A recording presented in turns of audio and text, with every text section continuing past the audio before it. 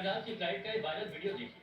विमान का कैप्टन एक और महाकुंभ में डुबकी लगाने आए यात्रियों से सनातनी जयकारी लगवा रहा है, तो दूसरी ओर ये भी बता रहा है कि सनातन के सबसे बड़े आयोजन में कैसे लोग अपनी अमीरी गरीबी भुलाकर एकजुट हो रहे हैं और आस्था की जो सनातनियों को एकजुट कर प्रयागराज पहुंचा रहे हैं। इस वीडियो में जो कहा गया उसकी गवाही यूपी सरकार का नया आंकड़ा दे रहा है, जो महाकुंभ में श्रद्धालुओं की जुटान को लेकर आया।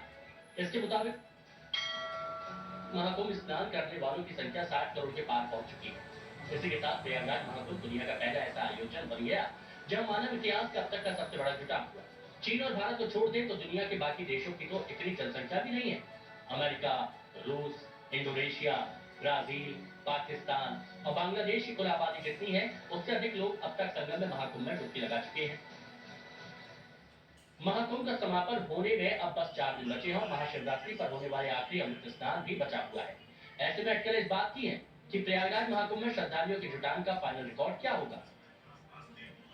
प्रयागराज आने के लिए जिस तरह ट्रेनों में मारामारी है, जिस तरह प्रयागराज के रास्ते में गाड़ियों का रेला है, लंबा जाम लगा है, वो यही बता रहा है। जो जाम जैसे हालात हैं वो यहाँ पर प्रयागराज के संगम पे जो रास्ते जोड़े जाते हैं वहां पर बिल्कुल इस तरीके से देखने को मिल रहा है। सभी की कोशिश है कि संगम में स्नान करे, आस्था की डुबकी लगाए, और यही कारण है कि कोई गाड़ी से आ रहा है, कोई ट्रेन से आ रहा है, लेकिन हालात बिल्कुल वैसे ही हैं। भीड़ बहुत ज्यादा है, इसीलिए जो लोग आ रहे हैं वो संभल के आए, धैर्य के साथ आए, और जब संगम में पहुंचे तो बड़े आराम के साथ जाए। प्रशासन पुख्ता इंतजाम किए हुए, बस प्रशासन जैसे बता रहा है उसी गाइडलाइन को फॉलो करे। महाकुंभ के आखिरी दौर में भी भीड़ का ये रेला दुनिया को चौंका रहा है। महाकुंभ में डुबकी लगाने की ये बेताबी एक तरफ सनातनियों के उफान को बता रही है, तो दूसरी तरफ महाकुंभ पर लगातार नेगेटिव बयानबाजी करने वाले विपक्ष को आईना दिखा रही है। प्रधानमंत्री मोदी जी के नेतृत्व में प्रयागराज में महाकुंभ भव्य दिव्य तरीके से आगे बढ़ रहा है। जिन लोगों को विकास अच्छा नहीं लगता, जिन लोगों को देश और प्रदेश के सामर्थ्य को अच्छा नहीं लगता, वे लगातार नकारात्मक टिप्पणी करके बदनाम करने का प्रयास कर रहे हैं।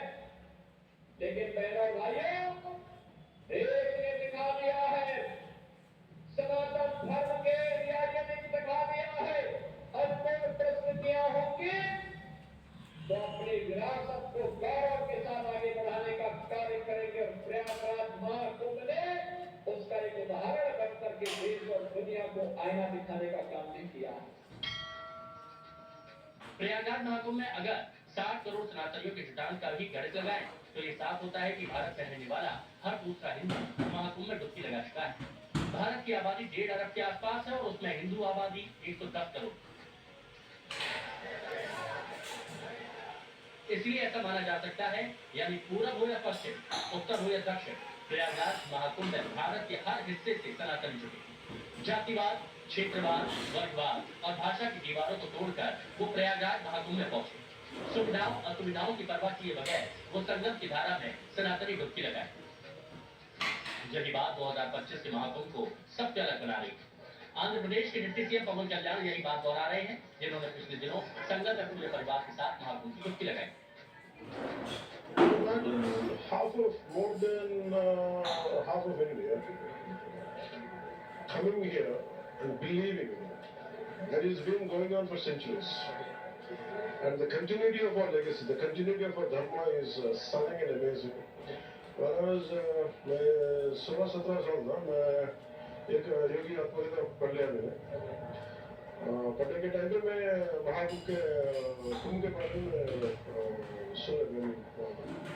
समझ गया क्या क्या है इसमें। And after that again, it's been a great desire to be here. Mahakumbh के लिए गोवा में चली इस स्पेशल ट्रेन के अंदर की तस्वीरें देखिए। प्रयागराज की यात्रा में उनका सनातनी उत्साह दिख रहा है, उसे आप महसूस कीजिए। इनकी जुबान पर मराठी भक्ति गीत है, भाषाई दीवारों को लांघकर ये महाकुंभ में पहुंच रहे हैं।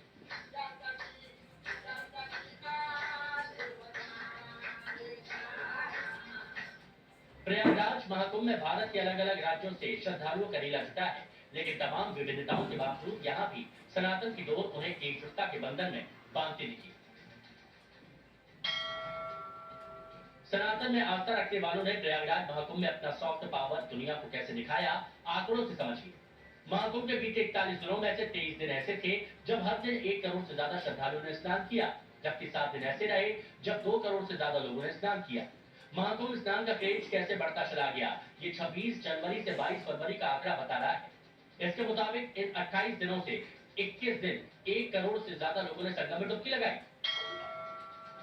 सबसे ज्यादा 7 करोड़ 64 लाख श्रद्धालुओं ने 29 जनवरी यानी मौनी अमावस्या के दिन स्नान किया, जबकि इसके एक दिन पहले यानी 28 फरवरी को 4 करोड़ 99 लाख लोगों ने स्नान किया। संख्या के हिसाब से इसके बाद 14 जनवरी यानी मकर संक्रांति के दिन 3 करोड़ 50 लाख लोगों ने डुबकी लगाई। महाकुंभ के जरिए भारत के सनातनियों ने एकजुटता का जो संदेश दिया, देश की राजनीति में भी उसका असर साफ दिख रहा है। वो विपक्षी चेहरे भी प्रयागराज में डुबकी लगाने पहुंच रहे हैं, जिनके वोट बैंक और तुष्टीकरण की राजनीति सनातन विरोध पर टिकी हुई है, जिन्होंने महाकुंभ पर नेगेटिव बयानबाजी करने में कोई कोर कसर नहीं छोड़ी। समाजवादी पार्टी के अध्यक्ष अखिलेश यादव के इस बयान को सुनिए तो सनातन की आस्था पर तंज की राजनीति समझ में आएगी। हम तो मांग करेंगे कि अकबर का किला जो बिल्कुल संगम नोज पर है, वहां पर जो बट वृक्ष है या हम उसको बोलते हैं जो वृक्ष है जिसकी पूजा करते हैं, और सरस्वती नदी भी वहीं से निकलती है, तो कम से कम वो जो अकबर का किला है वो उत्तर प्रदेश सरकार को दान में दे दिया जाए, क्योंकि दिल्ली वाले इसमें स्नान कर चुके हैं। ये वही चेहरे हैं जिन्होंने राम मंदिर के उद्घाटन के न्योते को अपनी राजनीति के लिए ठुकराया, सनातन के खिलाफ हिंदू मुसलमान वाली सियासत की चुनावी फायदा उठाने के लिए अपनी राजनीति में सॉफ्ट हिंदुत्व का तड़का भी लगाया। ऐसे जिन्होंने महाकुंभ में डुबकी लगाना पड़ा, उसकी तस्वीरें सोशल मीडिया पर पोस्ट करनी पड़ी, तो इसका मतलब साफ है कि महाकुंभ में सनातनियों की एकजुटता उन्हें अंदर खाने हिला रही है, उन्हें एंटी सनातन वाली पॉलिटिक्स का नुकसान समझा रही है। बड़ी वजह भी प्रयागराज महाकुंभ में उठी 2 बड़ी मांगे भी रही, जिसे लेकर देश के हिंदू समाज में बड़ा अभियान चलाने की पहले भी साधु संतों ने की है। पहला, मोदी सरकार से सनातन बोर्ड के गठन की मांग, और दूसरा, महाकुंभ में हिंदू राष्ट्र का संविधान पेश करना। पार्टीश्वर सरकार के नाम से मशहूर पंडित धीरेन्द्र कृष्ण शास्त्री 25 जनवरी को प्रयागराज पहुंचे तो उन्होंने महाकुंभ की डुबकी को हिंदू राष्ट्र की स्थापना की शपथ से जोड़ दिया। बागेश्वर सरकार ने कहा, जैसे मैंने महाकुंभ में हिंदू राष्ट्र का संकल्प लेकर डुबकी लगाई है, भारत का हर सनातनी महाकुंभ में एक डुबकी लगाए हिंदू राष्ट्र के नाम।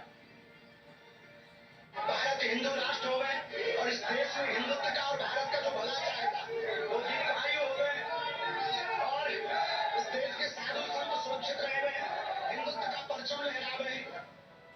बागेश्वर सरकार के इस अभियान ने महाकुंभ में हिंदू राष्ट्र की भावना को लेकर एक नया माहौल बना दिया। इसी के तुरंत बाद 27 जनवरी को महाकुंभ में धर्म संसद बुलाने गए, जिसमें जुटे साधु संतों ने महाकुंभ की गुरु दक्षिणा में पीएम मोदी से वक्फ बोर्ड को खत्म करने और सनातन बोर्ड के गठन की मांग कर दी।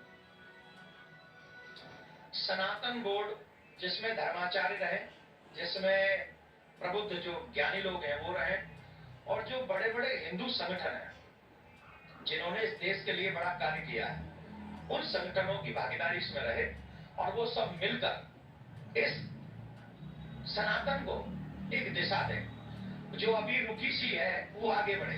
महाकुंभ में उठी इन दोनों मांगों को तुष्टीकरण की राजनीति का जवाब बताया गया। इन दोनों मांगों पर सियासत खूब करवाई, खूब हो हल्ला मचा, लेकिन मामला ठंडा नहीं पड़ा। इसी के बाद महाकुंभ में 13 फरवरी को हिंदू राष्ट्र अधिवेशन किया, जिसमें हिंदू राष्ट्र की प्रस्तावना भी रखी गई। इसमें साल 2035 तक हिंदू राष्ट्र का टारगेट रखा गया।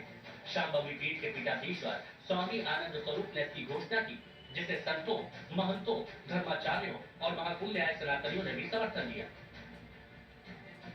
हिंदू राष्ट्र में जो हमारे अधिकार होंगे, जैसे ईसाइयों को जो अधिकार प्राप्त होंगे, वही अधिकार प्राप्त होगा जो इटली में हिंदुओं को प्राप्त होगा। वही ये सब जगह होता है, ये यही नहीं है, ये और भी संवैधानिक व्यवस्था में यही है। इटली में भी भारत का व्यक्ति प्रधानमंत्री नहीं बन सकता, इसलिए सोनिया गांधी जन्मना नागरिक थे, इसलिए नहीं बन पाएंगे। तो वो व्यवस्थाएं हमने इसमें बहुत कड़ाई से रखा है। जो त्वरित न्याय हमारे देश में अभी भी विलंबित न्याय है, व्यक्ति अपराध करता है और मरते दम तक उसको दंड नहीं मिल पाता है। इसमें दंड की एक आयु सीमा है। अब उस प्रकार की चर्चाएं तो है ही, लेकिन बात यह है कि हिंदू धर्म सबके लिए है, सबके कल्याण के लिए है। सर्वे भवन्तु सुखिनः हिंदू धर्म है, लोका समस्ता हिंदू धर्म है, प्रत्येक प्राणी के उत्थान के लिए हिंदू धर्म है। तो हिंदू धर्म अगर कुछ सोचेगा भी, कोई कोड ऑफ कंडक्ट, तो सबके कल्याण के लिए होगा, सबके मांगल्य के लिए होगा। भले ही वो आक्रांत होकर आए हो, हम सबको उन्होंने आक्रांतित किया हो, लेकिन हमने रोटी से रोटी दी, हमने जमीन से जमीन दी, हमने कपड़े से कपड़ा दिया, क्या नहीं किया? आज उन्हें अल्पसंख्यक मान के हम लोगों ने सब कुछ किया, लेकिन आज वो समर्थ हैं, सक्षम हैं, सब कुछ है, फिर वो अपने दूसरे स्वरूप में आते हैं, तो निश्चित है कि कुछ तो किया जाएगा। प्रयागराज महाकुंभ से सनातन का ये संदेश पूरी दुनिया में पहुंच रहा था, क्योंकि प्रयागराज में 76 देशों के राजनयिक और 116 देशों से बड़ी तादाद में सैलानी और श्रद्धालु जुटे और उनके जरिए सनातन की संस्कृति और उसका संदेश दुनिया के अलग अलग हिस्सों में पहुंचा रहा था। नमस्कार, हेलो, क्रिस्टीन इज हियर। आप कैसे हो? मेरा भारत महान। India is just great. I mean, we came to Kumbh Mela first time in life, and this is a big Kumbh Mela, so we're very excited. It's like, you know, you see the real India, and the true power of India is there, people. And look around, it's thousands of people, and the vibe I cannot even transfer. I'm shaking because of the vibe of people of holy place. ये पहला मौका है जब पाकिस्तान से भी बड़े पैमाने पर हिंदू महाकुंभ स्नान के लिए प्रयागराज आए। इसमें खासतौर से सिंध के हिंदुओं की तादाद ज्यादा है, जिन्होंने पाकिस्तान में बहुत सी मुश्किलें झेलकर सनातन की अलग जगह रखी। यहाँ पर आज के कुंभ में जो हर जगह पे एक्चुअली जहन में छाया हुआ है, पाकिस्तान में जितने भी सनातन के लोग हैं और लोग हैं वो सभी उसको बहुत उमंग और उत्साह से ले रहे हैं और यहाँ आकर के अमृत स्नान किया। महाकुंभ में सनातन की एकजुटता की झलक प्रयागराज से आगे बढ़कर काशी और अयोध्या तक पहुंची, जहां बाबा विश्वनाथ और रामलला के दर्शन के लिए लंबी कतारें लगी रही और इसके लिए घंटों इंतजार करना पड़ा। ये खबर भी श्रद्धालुओं की सैलाब को रोक नहीं पाई। ये सारी तस्वीरें गवाही हैं सनातन की शक्ति और सनातनियों का संदेश को देश दुनिया तक पहुंचाने का कितना बड़ा जरिया बना है Prayagraj Mahakumbh. Bureau report, times now Bharat.